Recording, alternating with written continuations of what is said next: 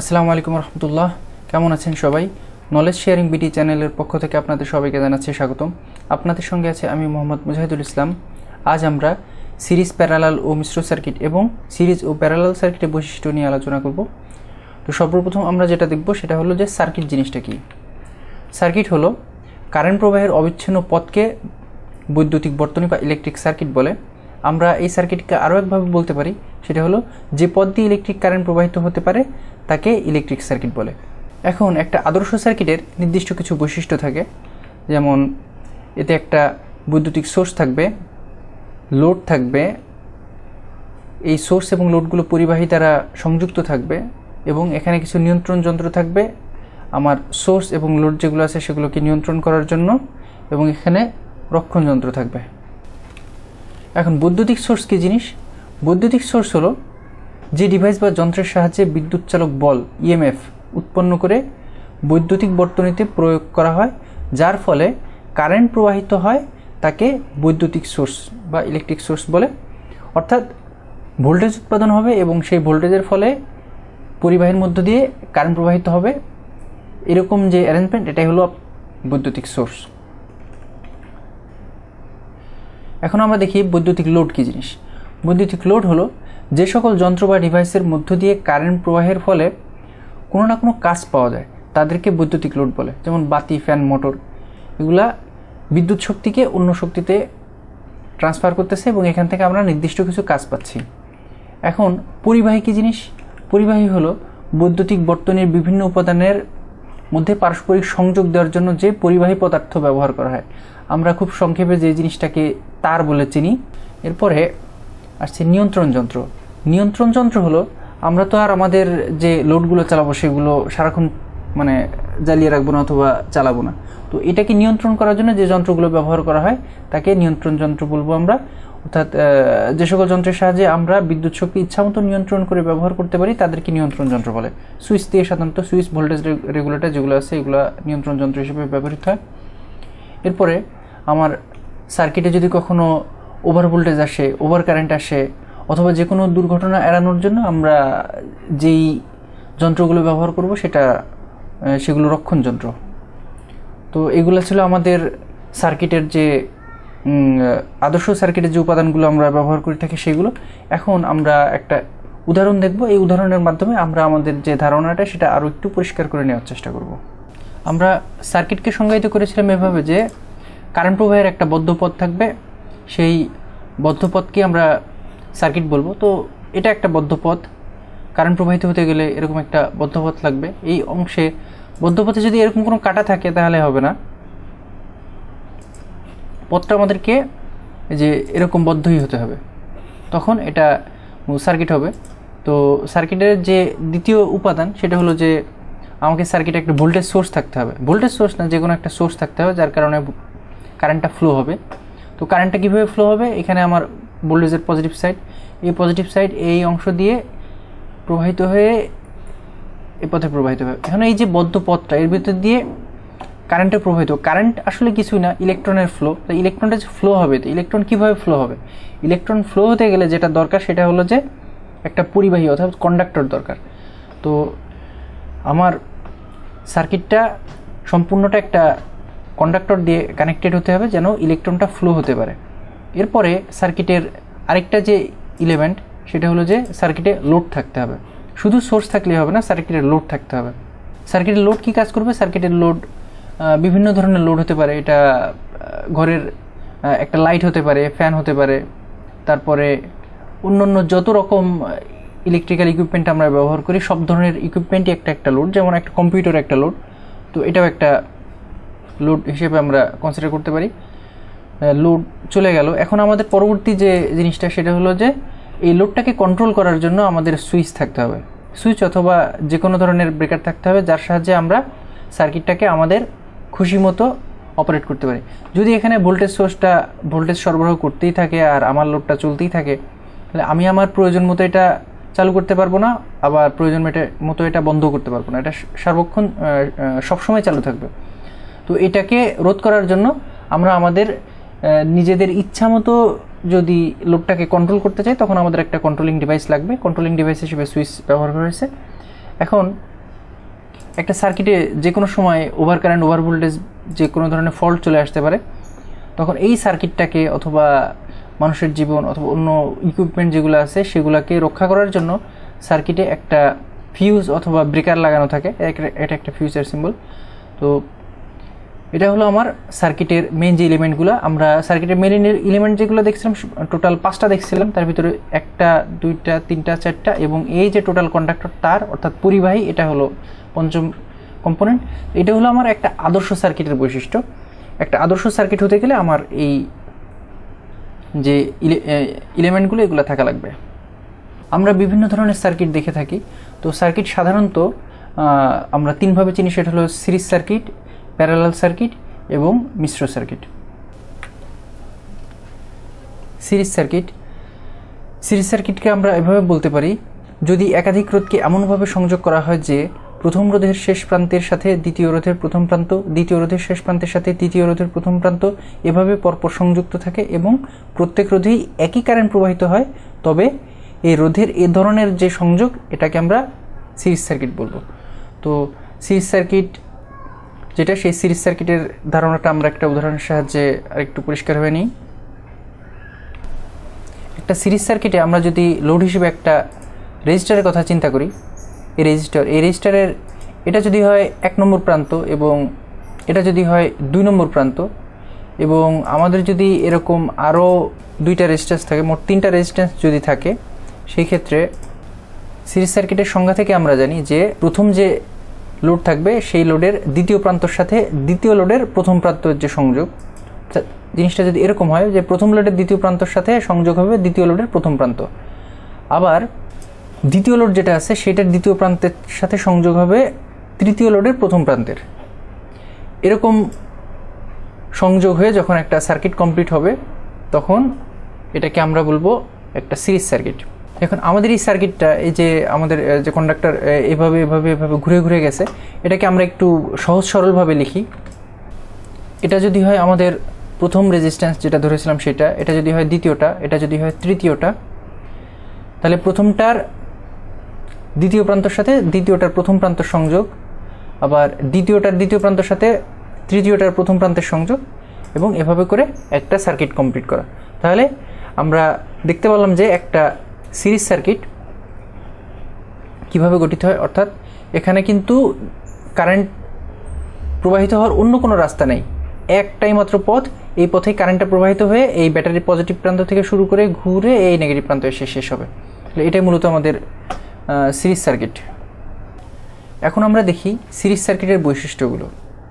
Series সার্কিটের প্রযুক্ত voltage সার্কিটের প্রতিটি লোডের বা প্যারামিটারের ভোল্টেজ ড্রপের যোগফলের সমান। অর্থাৎ এখানে আমরা যে ভোল্টেজটা প্রয়োগ করব সেই ভোল্টেজটা আমার সোর্স ভোল্টেজ যেটা থাকবে, অর্থাৎ সাপ্লাই ভোল্টেজ যেটা থাকবে, আর যতগুলো লোড থাকবে সবগুলো ভোল্টেজ ড্রপের যোগফল হবে আমার যে সাপ্লাই ভোল্টেজটা থাকবে সেই সাপ্লাই ভোল্টেজের সমান। অর্থাৎ আমাদের সাপ্লাই ভোল্টেজটা যদি ভি হয় আর আমার যতগুলো লোড আছে সেই লোডগুলোর ভোল্টেজ ড্রপ যদি V1 V2 V3 এভাবে পর্যায়ক্রমে হতে থাকে, তাহলে V1 + V2 + V3 টোটাল যতগুলো লোড থাকে আমার সবগুলো ভোল্টেজের যোগফল সমান এই ভি হবে। আমরা এখানে একটা সিরিজ সার্কিট দেখতে পাচ্ছি। এখানে 3টা রেজিস্ট্যান্স ব্যবহার করা হয়েছে, এই 1টা 2টা 3টা, প্রথমটা 10 দ্বিতীয়টা 20 তৃতীয়টা 30 এবং সাপ্লাই ভোল্টেজ হিসেবে আছে 24 ভোল্ট ডিসি, এবং প্রত্যেকটা রেজিস্ট্যান্সের প্যারালালে একটা একটা করে ভোল্টমিটার সংযুক্ত আছে। তো আমরা যদি এই সার্কিটে সাপ্লাই প্রয়োগ করি তাহলে দেখতেছি যে আমরা একটা কারেন্ট প্রবাহিত হচ্ছে, এই যে সবুজ সবুজ যে ডটগুলো এগুলো কারেন্ট হিসেবে বিবেচনা করি। তো যে কারেন্টটা প্রবাহিত হচ্ছে সেটা দেখা যাচ্ছে যে টোটাল 400 মিলিঅ্যাম্পিয়ার কারেন্ট প্রবাহিত হচ্ছে, এবং এই যে এই দশমের বিপরীতে 4 ভোল্ট ড্রপ হলো, 20 বিপরীতে 8 ভোল্ট এবং 30 বিপরীতে 12 ভোল্ট ড্রপ হলো। এখন আমরা যেটা দেখতেছিলাম যে সার্কিটে টোটাল যে সাপ্লাই ভোল্টেজটা আছে সেই সাপ্লাই ভোল্টেজটা সমান আমার যতগুলো লোড আছে সবগুলো রেজিস্ট্যান্স দ্বারা যে ভোল্টেজ ড্রপ হবে সেগুলোর যোগফলের সমান। তাহলে এটা আমরা একটু দেখি যে আমাদের লোড আছে এখানে 3টা কী পরিমাণ ভোল্টেজ ড্রপ হলো, 4 8 এবং 12। তাহলে 4 + 8 + 12 সমান কিন্তু আমাদের 24 ভোল্ট হলো। তাহলে এই 24 ভোল্টই কিন্তু আমাদের সাপ্লাই ভোল্টেজ ছিল। দেখেন এই সাপ্লাই ভোল্টেজটা যদি এখন আমরা একটু পরিবর্তন করি সেই ক্ষেত্রে কী হবে, এই সাপ্লাই ভোল্টেজটা 24 ভোল্টের জায়গায় আমরা যদি 60 ভোল্ট করে দিই, 24 ভোল্টের জায়গায় যদি সাপ্লাই ভোল্টেজটা 60 ভোল্ট করে দিই, তাহলে দেখতে পাচ্ছি যে আমাদের যে ভোল্টেজটা সেটাও পরিবর্তন হয়ে গেল। প্রথম যে ইয়েটা আছে, প্রথম যে রেজিস্ট্যান্সটা আছে সেটার বিপরীতে 10 ভোল্ট ড্রপ হচ্ছে, 10, 20 আর 30, 10 যোগ 20 যোগ 30 সমান 60 ভোল্ট। এই 60 ভোল্টই কিন্তু আমাদের এই টোটাল যে কারেন্টটা ছিল, এবং এখানে সম্পূর্ণ যে সার্কিটের মধ্যে দিয়ে 1 অ্যাম্পিয়ার কারেন্ট প্রবাহিত হয়েছে। তো এর মধ্য দিয়ে আমরা বলতে পারি যে টোটাল যে ভোল্টেজটা সাপ্লাই দেয় সোর্স, সেই ভোল্টেজটাই যতগুলো লোড আছে সবগুলো মিলে ড্রপ করে। এর পরের বৈশিষ্ট্য হলো সিরিজ সার্কিট প্রতিটি লোড বা রোধ বা প্যারামিটারের মধ্য দিয়ে একই কারেন্ট প্রবাহিত হয়। যেহেতু সিরিজ সার্কিটে কারেন্ট প্রবাহের ভিন্ন কোনো পথ থাকে না, সুতরাং এগুলোর মধ্য দিয়ে যে কারেন্টটা প্রবাহিত হয় সেই কারেন্টটা সমান থাকে। অর্থাৎ I সমান I1 সমান I2 সমান I3, অর্থাৎ যতগুলো লোড থাকুক আমার প্রত্যেকটা লোডের ভিতর দিয়ে সমান পরিমাণ কারেন্ট প্রবাহিত হয়। আমরা 3টা রেজিস্ট্যান্সওয়ালা একটা সার্কিট দেখতে পাচ্ছি। এখানে একটা 60 ভোল্টেজ সাপ্লাই আছে। তো এই সার্কিটটাকে যদি আমরা চালু করি তাহলে আমরা দেখতে পাচ্ছি যে আমাদের যে সোর্স, সেই সোর্সের ভিতরে 1 অ্যাম্পিয়ার কারেন্ট প্রবাহিত হচ্ছে, এবং এই সম্পূর্ণ পথে প্রথম যে রেজিস্ট্যান্স আছে সেই রেজিস্ট্যান্সের মধ্যে দিয়ে 1 অ্যাম্পিয়ার, দ্বিতীয় রেজিস্ট্যান্সের মধ্যে দিয়ে 1 অ্যাম্পিয়ার, এবং তৃতীয় যে রেজিস্ট্যান্স আছে প্রত্যেকটার মধ্যে দিয়ে 1 অ্যাম্পিয়ার করে কারেন্ট প্রবাহিত হচ্ছে। এখন আমরা যদি এই সোর্সের মানটা চেঞ্জ করে কমিয়ে দিই, 40 ভোল্ট করে দিই, সেই ক্ষেত্রে আমরা দেখতে পাচ্ছি যে এখানে 667 মিলি অ্যাম্পিয়ার কারেন্ট প্রবাহিত হচ্ছে, এবং প্রত্যেকটা ক্ষেত্রে এই কারেন্ট প্রবাহের পরিমাণটা সেম। অর্থাৎ আমরা বলতে পারি I সমান I1 সমান I2 সমান I3 এই সার্কিটের ক্ষেত্রে। তো আশা করি ব্যাপারটা আপনারা বুঝতে পেরেছেন।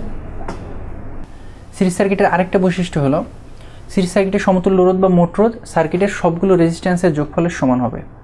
অর্থাৎ আমার সার্কিটে যতগুলো রোধ আছে সবগুলো রেজিস্ট্যান্স, যদি 2টা থাকে, 3টা থাকে, 5টা থাকে, সবগুলো রেজিস্ট্যান্সের যোগফল হবে এর যে মানে সিরিজ সার্কিটের সমতুল্য রেজিস্ট্যান্স হবে এই সবগুলো রেজিস্ট্যান্সের যোগফলের সমান।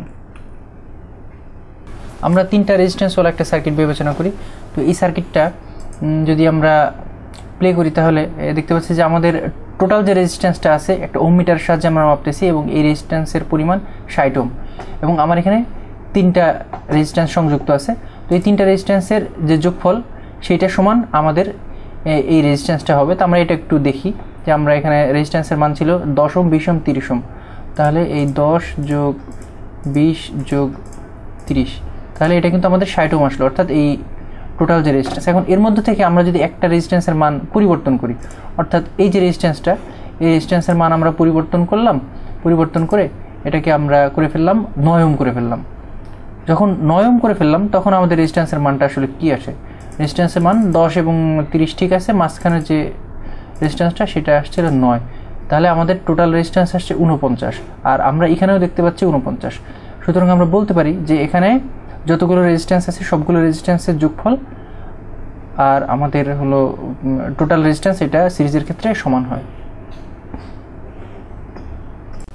এর আরেকটা বৈশিষ্ট্য হলো সিরিজ সার্কিটের সাথে সিরিজে অতিরিক্ত রোধ সংযোগ করলে সার্কিটের সমতুল্য রোধ বা মোট রোধের সার্কিটের রেজিস্ট্যান্স বৃদ্ধি পায় এবং সার্কিটের কারেন্ট কমে যায়। এর মানে হলো যে আমার সিরিজ সার্কিটের যতগুলো রেজিস্ট্যান্স আছে তার সঙ্গে যদি আমি আরেকটা রেজিস্ট্যান্স যোগ করি তাহলে সার্কিটের রেজিস্ট্যান্স বৃদ্ধি পাবে, এবং যেহেতু রেজিস্ট্যান্স বৃদ্ধি পাবে, সার্কিটের রেজিস্ট্যান্স এবং কারেন্ট এই দুইটার মধ্যে একটা সম্পর্ক আছে, এটা একে অপরের উল্টানুপাতিক, আর তাই রেজিস্ট্যান্স বৃদ্ধির সাথে সাথে কারেন্ট কমে যাবে। এক্ষেত্রে অবশ্য ভোল্টেজ যে সোর্স আমার আছে সেই সোর্সটা কনস্ট্যান্ট থাকতে হবে। আমরা এখানে একটা সার্কিট দেখতে পাচ্ছি যেখানে 3টা রেজিস্ট্যান্স আছে এবং এই 3টা রেজিস্ট্যান্স মিলে এখানে টোটাল 49 ওম রেজিস্ট্যান্স, ইকুইভ্যালেন্ট রেজিস্ট্যান্স যেটা, এবং এর মধ্য দিয়ে 20.4 মিলি অ্যাম্পিয়ার কারেন্ট প্রবাহিত হয়েছে। এখন আমরা যদি এখানে অতিরিক্ত আরেকটা রেজিস্ট্যান্স যোগ করি সেই ক্ষেত্রে আমাদের কি হবে? আমরা যদি এই যে রেজিস্ট্যান্সটা আছে এই রেজিস্ট্যান্সটা এখানে যোগ করি এবং এর সঙ্গে যদি এই একটা রেজিস্ট্যান্স আমরা নতুন অ্যাড করলাম।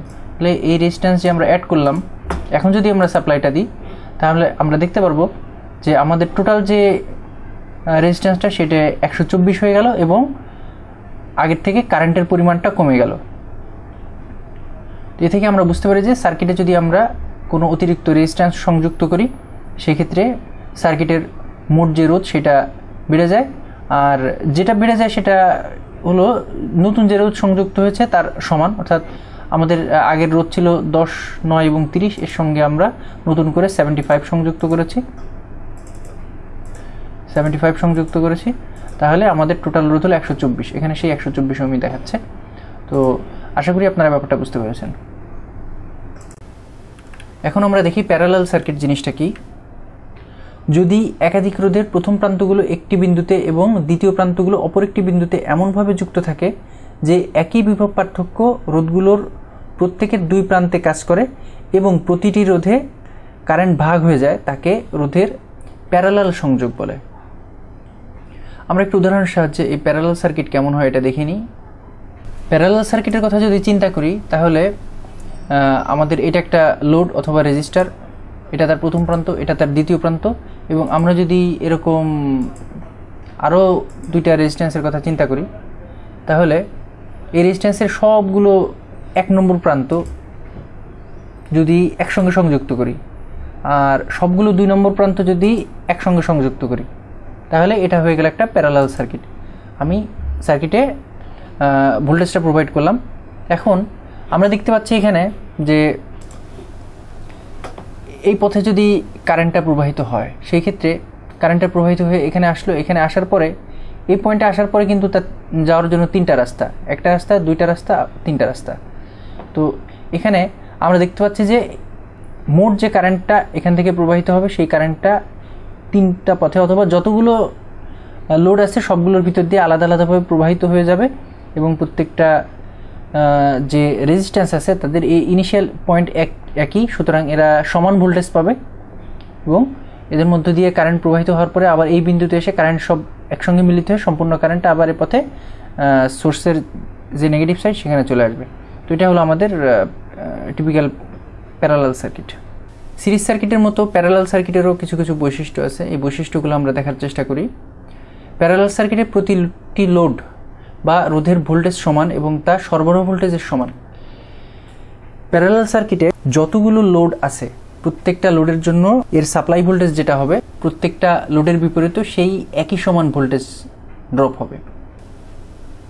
আমরা এখানে 2টা রেজিস্ট্যান্স হলো একটা সার্কিট দেখতে পাচ্ছি। এখানে একটা ভোল্টেজ সোর্স আছে, সাপ্লাই ভোল্টেজ 100 ভোল্ট এবং এখানে 1 কিলো ওহমের 2টা রেজিস্ট্যান্স ব্যবহার করা হয়েছে।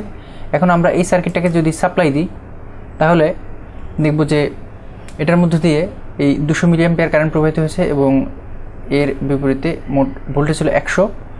ভোল্টমিটারকে আমাদের প্যারালালে ব্যবহার করতে হয় ভোল্টেজ পরিমাপের জন্য। তো এটা হলো সোর্সের প্যারালালে আছে, এটা এই রেজিস্ট্যান্সের প্যারালালে আছে, অথবা যেটাই বলি না কেন আবার এই রেজিস্ট্যান্সের প্যারালালে এটা আছে। তো সব ক্ষেত্রে আমরা দেখতে পাচ্ছি যে ভোল্টেজ এখানেও 100, এখানেও 100, এখানেও 100, অর্থাৎ আমার যতগুলো রেজিস্ট্যান্স আছে আর সোর্স আছে প্রত্যেকটার যে ভোল্টেজ ড্রপ সেটাই মানে ভোল্টেজ সেটা 100 ভোল্ট। সুতরাং আমরা বলতে পারি যে প্যারালালে ভোল্টেজ সমান থাকে, অর্থাৎ সোর্স ভোল্টেজ যদি ভি ধরি এবং লোড ভোল্টেজ এই একটা লোড, 2টা লোড V1 V2 যদি ধরি তাহলে ভি সমান V1 সমান V2, এটা আমরা বলতে পারি। প্যারালাল সার্কিটের পরবর্তী বৈশিষ্ট্য, প্যারালাল সার্কিটের প্রতিটি লোড বা রোধের মধ্য দিয়ে প্রবাহিত কারেন্টের যোগফল সার্কিটে মোট কারেন্টের সমান। অর্থাৎ আমার যতগুলো লোড আছে সবগুলো লোডের ভিতর দিয়ে যেই পরিমাণ কারেন্ট প্রবাহিত হবে সেই কারেন্টগুলো যদি আমি যোগ করি তাহলে এটা মোট কারেন্টের সমান হবে।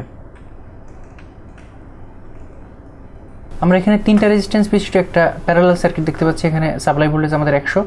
আমরা যদি সার্কিটে সাপ্লাই প্রদান করি তাহলে আমরা দেখতে পাচ্ছি যে আমাদের টোটাল যে কারেন্টের পরিমাণ সেটা হলো 4.33। প্রথম যে রেজিস্ট্যান্সটা তার মধ্যে দিয়ে 1 অ্যাম্পিয়ার কারেন্ট প্রবাহিত হলো, দ্বিতীয় যে রেজিস্ট্যান্সটা তার ভিতর দিয়ে 2 অ্যাম্পিয়ার কারেন্ট প্রবাহিত হলো এবং তৃতীয় যে রেজিস্ট্যান্সটা সেটার ভিতরে 1.33 অ্যাম্পিয়ার কারেন্ট প্রবাহিত হলো। এখন আমাদের সর্বমোট কারেন্ট এটা এবং লোডের ভিতর দিয়ে প্রবাহিত কারেন্ট এগুলো। এখন আমরা এই কারেন্টগুলো যোগ করব, এই 1 যোগ 2 যোগ 1.33, এটা করলে কী হবে? এটা করলে আমাদের যেই ভ্যালুটা পেলাম সেটা হলো 4.33, অর্থাৎ টোটাল কারেন্টের সমান। অর্থাৎ আমার প্যারালাল সার্কিটে যে কারেন্টগুলো প্রবাহিত হচ্ছে,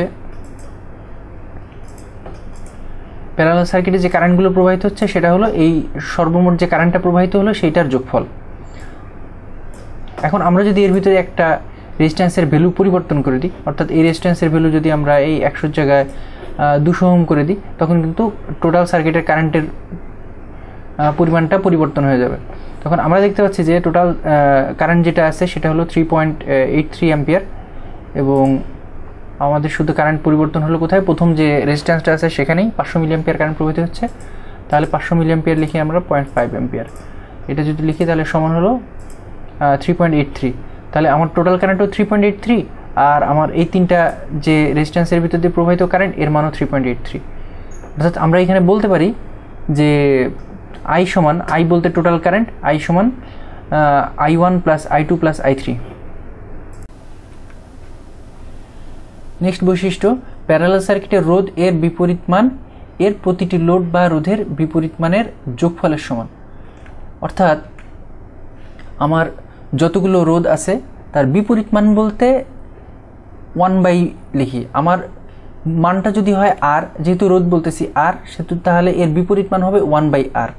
আমার মানটা যদি হতো A, তাহলে এর বিপরীত মান হতো 1/A। ঠিক একইভাবে আমার যে টোটাল যে রেজিস্ট্যান্সটা পাবো প্যারালাল সার্কিটের ক্ষেত্রে, টোটাল রেজিস্ট্যান্সের বিপরীত মান সমান হবে আমার যতগুলো লোড আছে সবগুলো রেজিস্ট্যান্সের বিপরীত মানের যোগফলের সমান।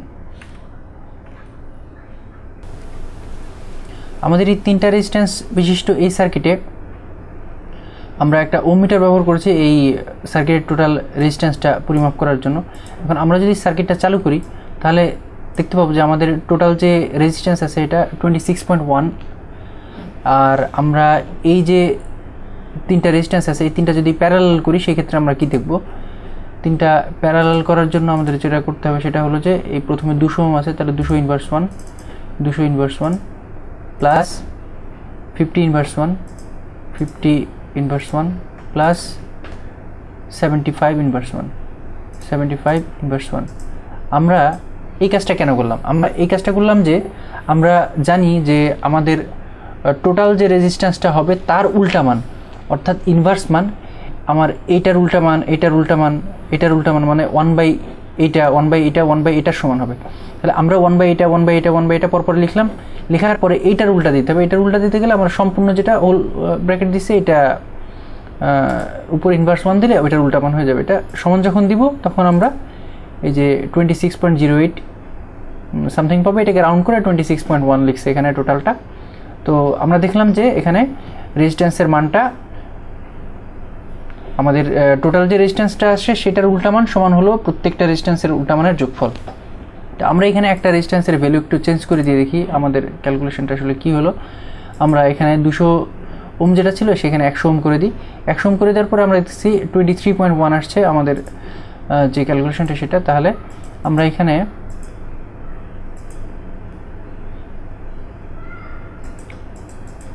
রেজিস্ট্যান্সের ভ্যালুটা চেঞ্জ করে দিই, এখানে 100 দিয়ে যদি ইকুয়াল করি তাহলে আমরা যে মানটা পাবো সেটা হলো 23.07 অর্থাৎ 23.1। তাহলে আমরা এই টোটাল যে রেজিস্ট্যান্সটা এটা পেলাম। তাহলে এখান থেকে আমরা কি বলতে পারি? এখান থেকে বলতে পারি যে আমাদের টোটাল যে রেজিস্ট্যান্স আছে সেইটার উল্টা মান সমান প্রথম রেজিস্ট্যান্সের উল্টা মান যোগ দ্বিতীয় রেজিস্ট্যান্সের উল্টা মান যোগ তৃতীয় রেজিস্ট্যান্সের উল্টা মান, এভাবে চলতে থাকবে যতক্ষণ পর্যন্ত রেজিস্ট্যান্স থাকবে, যতগুলো রেজিস্ট্যান্স মোট থাকবে। এর পরবর্তী বৈশিষ্ট্য হলো প্যারালাল সার্কিটের সাথে প্যারালালে অতিরিক্ত রোধ সংযোগ করলে সার্কিটের সমতুল্য রোধ বা মোট রোধ বা সার্কিটের রেজিস্ট্যান্স কমে যায়, ফলে সার্কিটের কারেন্ট বৃদ্ধি পায়। তো আমরা আগেই জেনেছি যে কারেন্ট এবং রেজিস্ট্যান্সের মধ্যে একটা সম্পর্ক আছে এবং এই সম্পর্কটা উল্টানুপাতিক। তো সার্কিটের মোট রেজিস্ট্যান্স যখন কমে যায় তখন সার্কিটের মোট কারেন্টটা বৃদ্ধি পায়। আমাদের এখনকার সার্কিটে এখানে তিনটা রেজিস্ট্যান্স প্যারালালে আছে এবং আমরা যদি এই তিনটা রেজিস্ট্যান্সের টোটাল রেজিস্ট্যান্সটা আমরা দেখতেছি 23.1 ওহম এবং এখানে সাপ্লাই ভোল্টেজ দিচ্ছে 1 ভোল্ট। কারণ হলো যে আমাদের যদি কোনো ওহম মিটার কার্যক্ষম করতে হয় সেক্ষেত্রে তার একটা ইন্টারনাল সোর্স লাগে, তারপর সে কোনো রেজিস্ট্যান্সের রোধটা পরিমাপ করতে পারে। তো আমাদের এখানে 1 ভোল্ট দেখতে পাচ্ছি, সেই ভোল্ট, আর সেই 1 ভোল্টের কারণে আমাদের এই রেজিস্ট্যান্সের ভিতর দিয়ে 10 মিলি অ্যাম্পিয়ার এবং এই রেজিস্ট্যান্সের মধ্যে দিয়ে 20 মিলি অ্যাম্পিয়ার এবং এই রেজিস্ট্যান্সের মধ্যে দিয়ে 13.3 মিলি অ্যাম্পিয়ার কারেন্ট প্রবাহিত হয়েছে। এখন আমরা দেখতে পাচ্ছি যে আমাদের টোটাল যে কারেন্টটা এটা হলো 43.3 মিলি অ্যাম্পিয়ার। আমাদের কথা হলো যে আমরা যদি এখানে একটা রেজিস্ট্যান্স, অতিরিক্ত রেজিস্ট্যান্স প্যারালালে সংযোগ করি, সেক্ষেত্রে আমার এই সার্কিটটার অবস্থা কী হয়। এখানে একটা প্যারালালে 100 ওহম রেজিস্ট্যান্স সংযুক্ত করি। এখন যদি আমরা দেখি তাহলে আমাদের টোটাল রেজিস্ট্যান্স হয়ে গেল 18.8, অর্থাৎ আগে থেকে কমে গেল। এবং যেহেতু রেজিস্ট্যান্সের মানটা কমে গেল, এখানে দেখতেছি যে আমাদের যে টোটাল কারেন্টের মানটাও কিছুটা বেড়ে গেছে। এবং এই রেজিস্ট্যান্স এগুলোর মধ্যে দিয়ে প্রবাহিত কারেন্টের পরিমাণ একই আছে, কিন্তু এই রেজিস্ট্যান্সের মধ্যে অতিরিক্ত 10 মিলি অ্যাম্পিয়ার কারেন্ট প্রবাহিত হয়েছে এবং সেই 10 মিলি অ্যাম্পিয়ারটা এখানে যোগ হয়েছে। তো আমরা এখান থেকে বলতে পারি যে আমরা যদি প্যারালালে অতিরিক্ত রোধ সংযুক্ত করি এবং তার ফলে আমার সার্কিটের মোট যে রেজিস্ট্যান্স আছে সেই মোট রেজিস্ট্যান্সটা হ্রাস পায় এবং এখানে মোট যে কারেন্ট আছে সেই কারেন্টের প্রবাহ বৃদ্ধি পায়। এখন আমরা মিশ্র সার্কিটটা দেখি। মিশ্র সার্কিট হলো এরকম একটা সার্কিট যার মধ্যে যদি আমরা এই সার্কিটের কথাই চিন্তা করি তাহলে এখানে এই যে এই 3টা রেজিস্ট্যান্স আছে, এই 3টা রেজিস্ট্যান্সের মধ্যে দিয়ে কারেন্ট প্রবাহের কিন্তু একটাই পথ। সুতরাং এই 3টা সার্কিট সিরিজ সার্কিট এবং এই 3টা সিরিজ সার্কিটের মোট রেজিস্ট্যান্স হবে এই 3টা যে রেজিস্ট্যান্স তার যোগফলের সমান। অর্থাৎ এই 3টা যোগ করে যদি আমরা একটা রেজিস্ট্যান্স হিসেবে বিবেচনা করি অথবা একটা রেজিস্ট্যান্সে পরিণত করি, তখন সেই রেজিস্ট্যান্সের এই প্রথম প্রান্ত এবং দ্বিতীয় প্রান্ত একই বিন্দুতে হবে। সুতরাং আমরা বলতে পারি যে এই রেজিস্ট্যান্সের সঙ্গে এই অংশটুকু প্যারালালে আছে। আবার এটুকু শেষ হওয়ার পরে যেটা দেখব, এই রেজিস্ট্যান্সের প্রথম বিন্দু আর এই রেজিস্ট্যান্সের প্রথম বিন্দু একই সঙ্গে আছে, সুতরাং এগুলো পরস্পরের সঙ্গে প্যারালাল আছে। যখন এই সম্পূর্ণ অংশটুকু আমরা সমাধান করে ফেলবো, তারপরে দেখব যে সেই অংশটার সাথে এটা সিরিজে আছে। অর্থাৎ যেই সার্কিটে সিরিজ এবং প্যারালাল উভয় জিনিসগুলো মিশানো থাকে, মিশ্র অবস্থায় থাকে, সেটাই মূলত মিশ্র সার্কিট। তো আশা করি আজকে আমরা যে আলোচনাগুলো করলাম সেগুলো আপনারা বুঝতে পেরেছেন এবং ভবিষ্যতে এই ধরনের অথবা এই সিরিজ এবং প্যারালাল সার্কিট বিষয়ে যে সমস্যাগুলো আপনাদের সামনে আসবে সেগুলো আপনারা বুঝতে পারবেন ভালোভাবে। এই আশা রেখে আজকের মতো বিদায় নিচ্ছি। আল্লাহ হাফেজ।